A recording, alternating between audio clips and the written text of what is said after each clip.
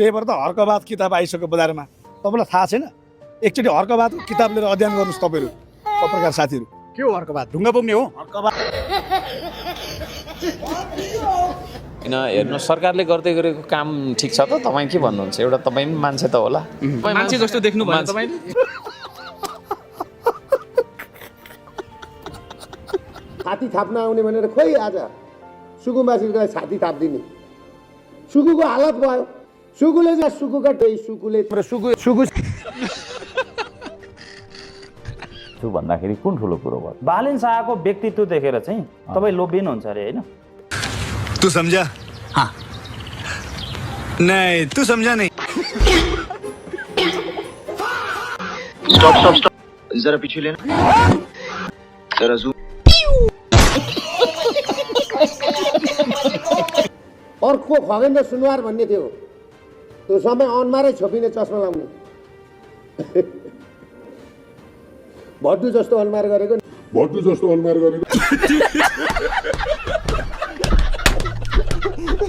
हिजो बालन शाहको राजीनामा माग्नुभयो, दिनुभयो त राजीनामा? चाहिँ जे होस् कार्यान्वयन गरेको छ, म एकदम खुसी छु। अनि बालन शाहले राजीनामा दियो भने मान्ने हो, ल तपाईँकै कुरा मान्ने हो भने को बन्छ त प्रधानमन्त्री? हर्क साम्पनज्यू बन्छ। 7 सिटले बन्छ, अहिले त 6 सिट गरे। जहिले म यही टी सर्टमा हुन्छु, सदनमा चाहिँ यो टी सर्टमा गएको छैन, कुन दिन जान्छु यसैमा।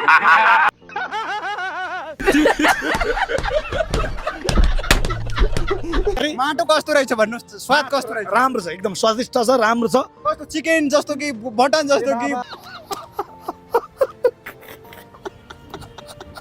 प्रधानमन्त्रीज्यू यहाँ आउनु भएन, हामीले पनि उहाँलाई ल्याउने कोसिस गरिरहेका छौँ, अनि उहाँ पनि नआउने कोसिस गरिनु भएको छ।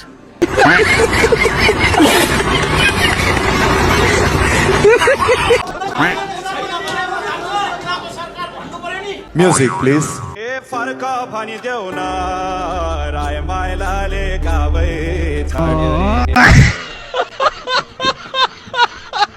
खेलमा छेउछेउमा जेल बनोस्, यिनीहरूलाई हग्ने टोयलेट पनि एउटा लुगा नुहाउने टोयलेट नि एउटा होस्, हग्ने टोयलेट नि एउटा होस्, एउटा बट्टा लिएर लाइन लागेर हिँड्नु पर्छ।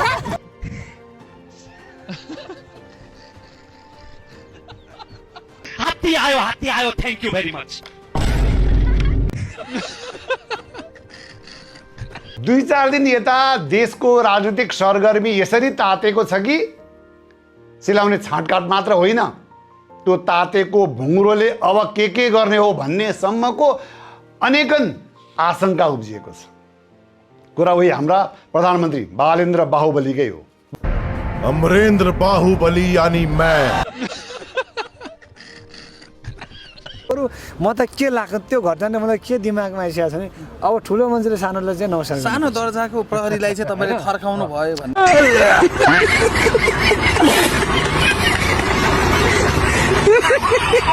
आफ्नै सरकारको नीति कार्यक्रम संसदमा पेश भइरहँदा कुनै देशको प्रधानमन्त्री बिचैमा उठेर हिँडे भनेर गिनिज बुकमा अब हाम्रो देशको प्रधानमन्त्रीको नाम लेखिने भएको छ। Music please.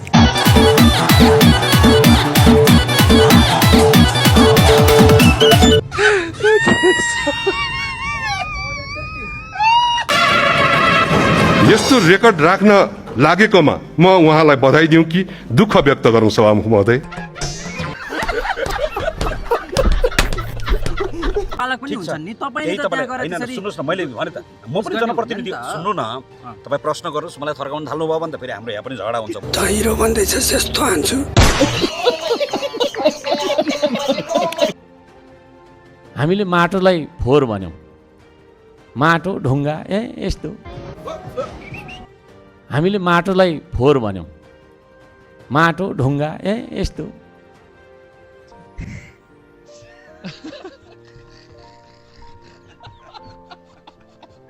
अहिले अनि बसाइ चाहिँ कता छ हाम्रो? लेकिन यो साला कर क्या रहा है? चौरीतिर भयो। कहाँ चौरीमा? अर्काको जग्गामा फेरि अर्काको जग्गामा फेरि बत्तै हुनुहुन्छ, त्यो पनि भत्काइदिन्छ भने हो त। यो सरकार ढाल्न पनि तपाईँको हात हुन्छ। अब मैले के गरेर ढाल्नु? यो सरकार ढाल्नलाई मैले के गरेर ढाल्नु? के यो उ र डोजर लगाएर ढाल्ने हो र? के को विषयमा बोल्नुभयो आज तपाईँ के को विषयमा यो आर्थिक जुन यो छ अर्थतन्त्रको विषय छ के को विषयमा माग गर्नुभएको छ गाडी आएको होला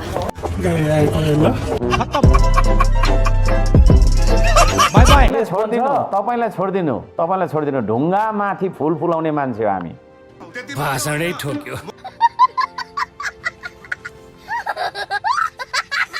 अब धेरै मान्छे भन्छन् बोल्दैनन् जहाँ गए पनि बोल्दैनन् तर भित्री रहस्य मलाई पो थाहा छ किन बोल्दैनन् किनकि तिनी भोला खाउँछन्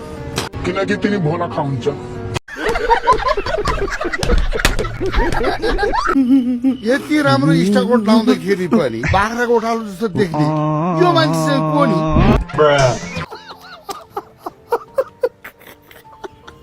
ढल्यो सरकार राजा गयो लोकतन्त्र आयो गणतन्त्र आयो प्रजातन्त्र आयो अब केले रोक्यो देखाउने खसी खुवाउने फर्सी त्यही पनि पर्सी भने आज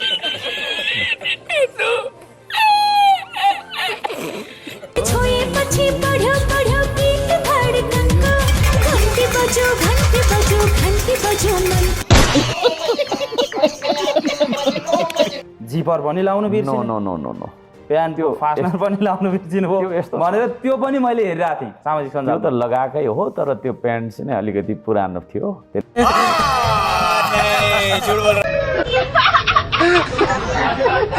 अहिले बालेन्द्र शाहको विरुद्धमा यो सरकारको विरुद्धमा बोल्दै गर्दा केही लेख्दै गर्दा कमेन्ट त तपाईँका विरुद्धमा आउँछन् यसलाई त हेर्नुभयो होला नि तपाईँले त्यो त उहाँहरूले भाडामा राख्नु भएको छ मान्छे डिप्रेसन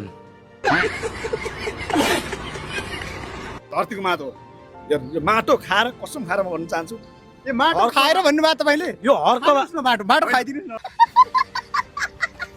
यही माटोमा अलिकति चाख्नुहोस् के साँच्चीकै माया छ भने चाख्नुहोस् यहाँ सुन खान बाँचो धानको चाख्नुहोस् न देशको माया छ भने चाख्नुहोस् अलिकति चिप्को लाउनुहोस् चाख्नुहोस् क्या अलिकति भाई मुझे माफ कर दो भाई मेरे मुंह से निकल गई गलती से आज के बाद कभी किसी को नहीं बोलूं भाई मेरो बाउ नै प्रधानमन्त्री भए पनि म प्रतिपक्षी दलको नेता भएको भए यतिकै हो अझै भन्दा कडा होला अरे कौन भौंक रहा है ये बदतमीज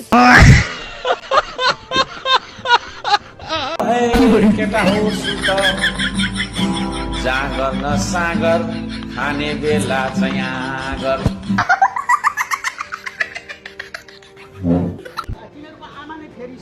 केही फरक पर्दैन आमा फेरिदैन बालेनको श्रीमतीलाई आमा भनौँ सुटी किन बिस्केको किन सुटी कस्तो बिस्केको नि तपाईँलाई के भन्दैछु भने यति मात्रै मलाई उत्तर दिनु यो यो यो घर केले भन्यो यो घरमा ढुङ्गा छ कि छैन खालि अनि अहिले त इटा पनि हुन्छ ब्लक पनि हुन्छ सुन्नु हो काम चाहिँ दिनमा एकपटक आएर भानुचोकमा बालेन शाहको राजीनामा माग्नु सम्म त ठिक थियो तपाईको 3 सिटे पार्टी अनि प्रधानमन्त्री बनाउनु पर्छ के पार्टी अरे 3 सिटे पार्टी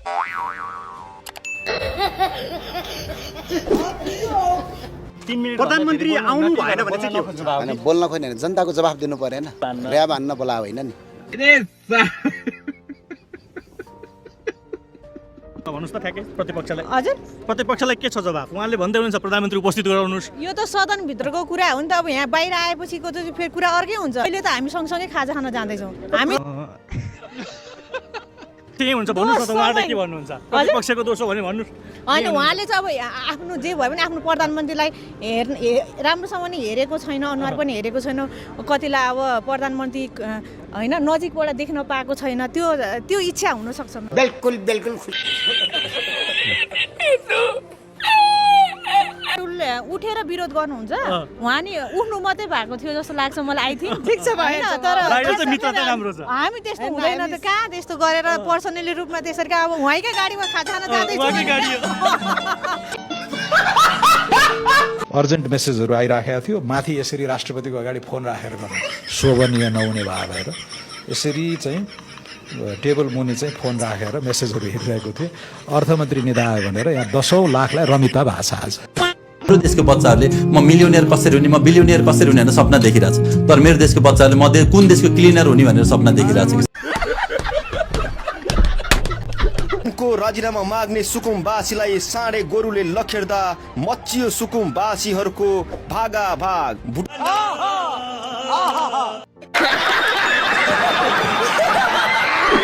अब त्यो मात्रै नभएर म नेपालभरिको दूरदराज गाउँहरूमा अब त्यस पछाडि म भिजिट गर्छु र सबैतिर सरकारलाई गिज्याउँदै गिज्याउँदै त्यता पुर्याउँछु। Are you comedy me? यो काट्न पाउनुहुँदैन मान्छे, म उठ्छु यहाँबाट जान्न। ल उप पर्दा त्यो सोडी मुवाकले नरेसी म यहाँबाट छोड्दिनँ। ल तपाईँ के गर्नु? तपाईँ काट्ने, तपाईँ हेप्ने, तपाईँ कसरी हेप्नुहुन्छ? ल म यहाँबाट जान्न। अरूको नि हो कि बहिष्कार तपाईँहरूको मात्र हो भनेको संस्कृतिको मात्र हो कि? निस्किसकेका छौँ, अरू पनि कराउँदैछन्, निस्किन्छ। संसारको सबैभन्दा दिमाग कम भएको नि आइक्यू कम भएको मान्छे तान्जानियाका अरे। तान्जानियाको भन्दा पनि कम आइक्यू भएको मान्छे नेपालको रहेछ। गजब बेइज्जती है।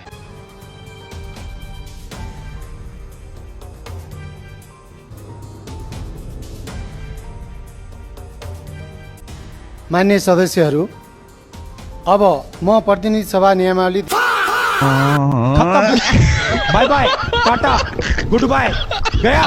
प्रधानमन्त्रीज्यू, तपाईँले राष्ट्रपति नीति तथा कार्यक्रम प्रस्तुत गर्दै गर्दा सुन्दै नसुनेर निस्किनु भन्ने